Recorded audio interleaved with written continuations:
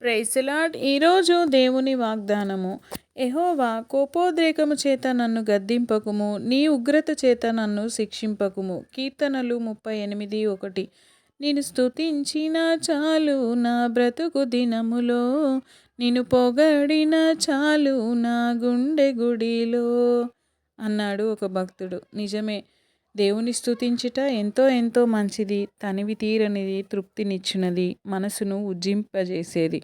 స్తుతి చేయుట ఆయన భక్తులకు అలంకారమని కీర్తనకారుడు వ్రాస్తున్నాడు. మనం ఎలా దేవుని స్తుతిస్తున్నామో ఆత్మతో సత్యంతో ఆరాధించాలి, స్తుతించాలని యేసయ్య కోరుతున్నాడు. స్తుతిలో ఎన్నో ఆశ్చర్య కార్యములు నీ జీవితంలో చూడగలవు. నీవు వచ్చే తరమునకు శోభాతిశయముగా సంతోషకారణంగా ఉండగలవు. అంతేకాదు, దేవుని హృదయానుసారిగా, దేవునికి బహుప్రియునిగా దేవుడు నిన్ను ఏర్పరచుకొనిన సాధనముగా వర్ధిల్లుతావు. మరి అలా ఆశీర్వదింపబడాలంటే నీ సమయాన్ని దేవునితో గడుపు.